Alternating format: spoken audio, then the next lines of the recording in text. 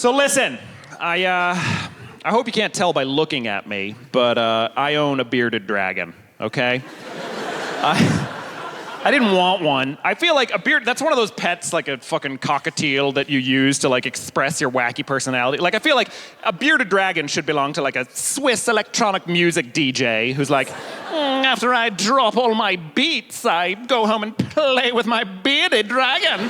Like, ugh. Anyway, I didn't want one. And so my kids found out that those existed and they said, Daddy, can we get a bearded dragon? And I was like, no, under no circumstances. And then I don't know, I was out for weekend gambling or something, and I came home, and my wife had bought them a bearded dragon, and I was like, why did you do that? And she's like, let me tell you about what buying the bearded dragon was like. And she's like, okay, so the guy, first of all, he's like, all right, you got to keep it hot all the time, okay? Because they're cold-blooded. If it gets cold, it'll die, okay? So you need 3 different types of heat lamp. You need a heat pad that goes under its wood chips, right? You keep it hot or it dies. And then, okay, do you guys happen to know, does anybody know what bearded dragons eat? Locusts from the Bible, okay? I thought that we had eradicated those. And by the way, you know, locusts, they're not even the first plague from the Bible. The first one is like, stub my toe. But then they're the fucking 9th plague. They're the one right before the angel of death kills your firstborn. So literally God was like, what's almost as bad as having the devil kill your baby? Oh, a locust. And So anyway, but the guy's like, you gotta feed it locusts all the time, okay? If you're not feeding it a locust, ask yourself, why am I not feeding it a locust, okay? You should be using one locust to push another locust into its maw. Like, you should fucking, like, you need to be covered in sheets of sweat as you stick locusts into every hole or it will die. So I'm like, Jesus Christ. So I tell the kids, I'm like, are you up for this? And they're like, yeah, Daddy, we can do it. And they did. Honestly, they were great for about 23 hours. And then they forgot that they had a bearded dragon, and it fell to me to take care of her. And I'm not ashamed to admit that I fell in love with her very thoroughly and very quickly. And her name is Jackie. And I mean, God, did we have a good thing. And seriously, I mean, it's Jackie.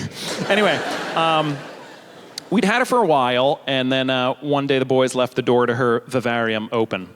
And they also left the back door to the house open. And so we all came home one day, and Jackie was nowhere to be found.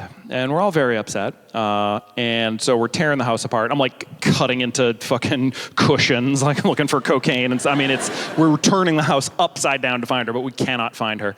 And so I'm very, very upset, spending a lot of time in the fetal position.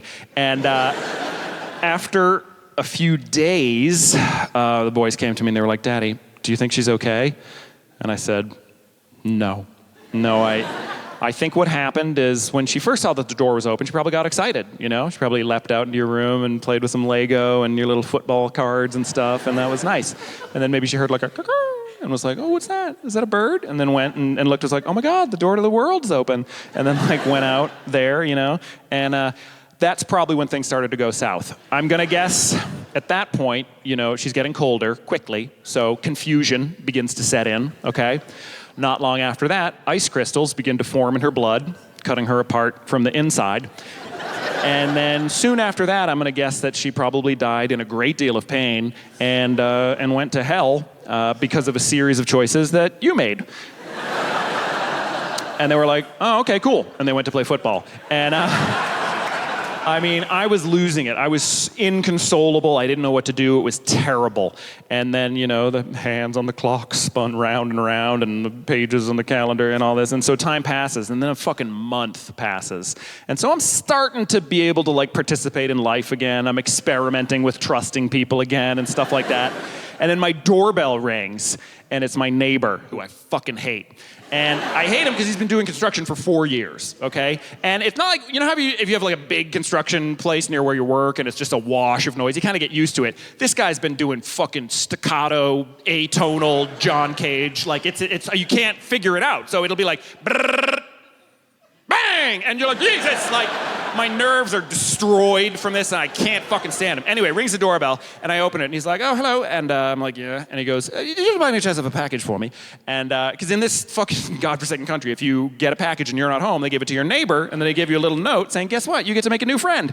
And so you get to know this person that you've been avoiding studiously for years. And so anyway, So I was like, yeah, here's your package. And then he goes, oh, and by the way, you're not missing a lizard by any chance, are you? And I was like, oh, do you have her little body? And he's like, oh, no, she's quite fine. She's in my back garden. And so I like pushed him to the wall and ran out and then ran through his house and into the back garden. And Jackie was like, what's up, motherfucker? And it's freezing out. There's no locusts anywhere. And she's like, sorry. And I was like, oh, I can't stay mad at you. And I unbuttoned my shirt and pressed her against my breast to feel my paternal heartbeat, and I'm crying, and it's fucking washing the dust off of her. I go into the house, and I get some blueberries out of the fridge, and I just chew them up, and then I cunniling them into her cute little mouth. My sweet Jackie girl, I love you.